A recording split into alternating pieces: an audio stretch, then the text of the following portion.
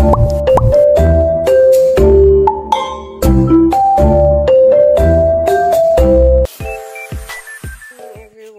so bago tayo pumunta sa tindahan, ilipat muna natin yung aming mga baboy doon sa ni-repair ni Loloy na kulungan.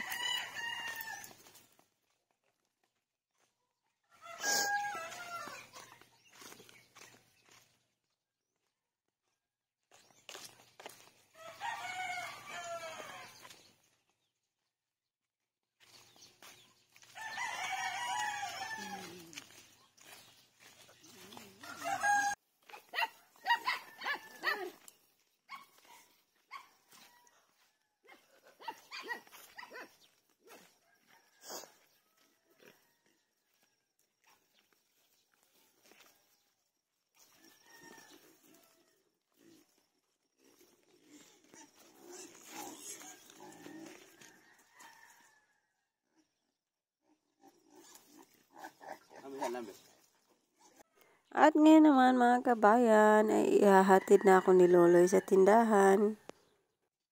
Ako na muna ang mauuna doon dahil tulog pa ang mga bata. Susunod na sila mamaya.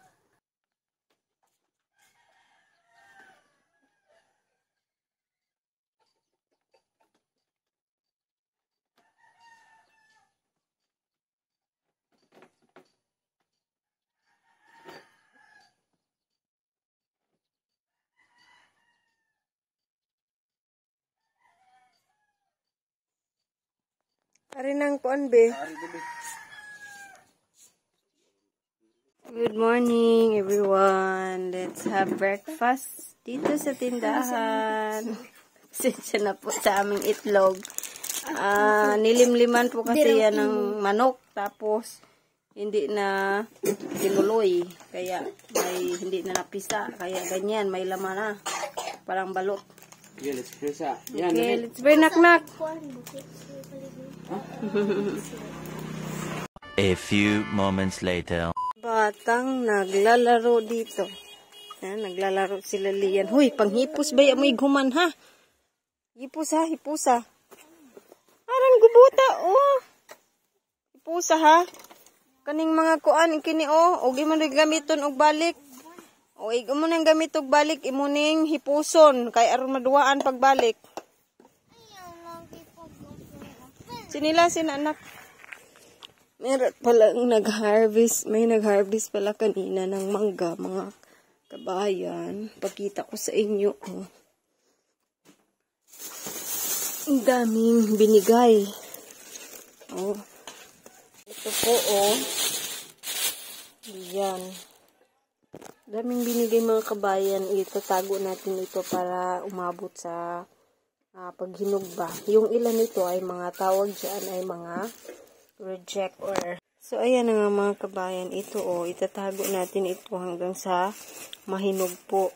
So ang tawag po dito, may ilan dito na mga goods ito katulad nito.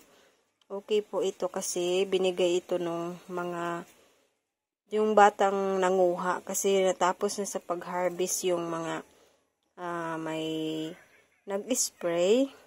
So nanguha sila ng mga tira-tira ba sa puno. Kaya yan yung binigyan ako. At ito naman, ito yung mga hindi nabibenta sa palengke. Just like this one. Meron siyang damage ba. Kaya binibigay nila sa mga kapitbahay. pa oh. Ang ganda ng mangga. Ang gwapa ha. Ito may damage na rin. This one is wala itong damage. Papahinog natin to mga kabayan. Meron din akong nakuha oh, mga mangga na paho. Mahinog na siya.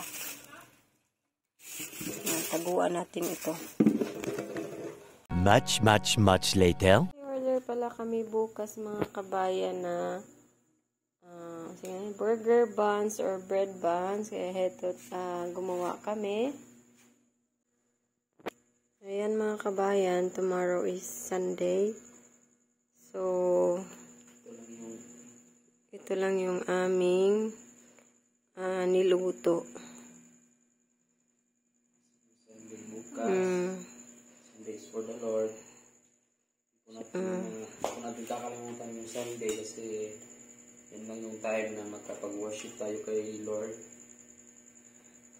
So, kaya ito lang yung aming niluto. Kasi nagpa-order si Ate Angeline ng bread buns.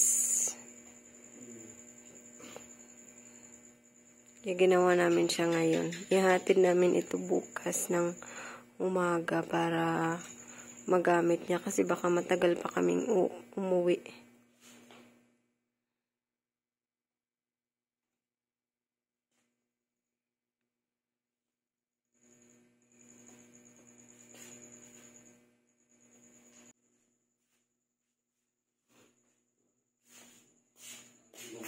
May isang naiiba. Ano man eh? Hotdog buns. Ayun, di ba? Subang na Ayan, at lahat mo ba yun? Nakumupo ng mas.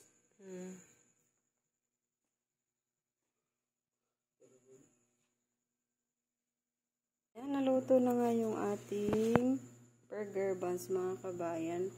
By the way, hindi namin ito nalagyan ng sesame seeds. Kasi naubusan pala kami, hindi na ano ni Loloy, hindi na bantayan niya. Kaya walang sesame seeds yung ibabaw niya. Ayan. The next day. So, ayan nga, bago kami magpunta sa House of Congregation, nag-deliver muna kami sa tinapay mga kabayan. Dito nga pala ito kila Ate Angeline. Sa harap ng aming tindahan. May magpapa-snack daw kasi siya mamaya. Marami talaga silang mga aso dito mga kabayan. Dahil hilig na hilig sila sa aso. Parang pamilya na ang turing nila dito.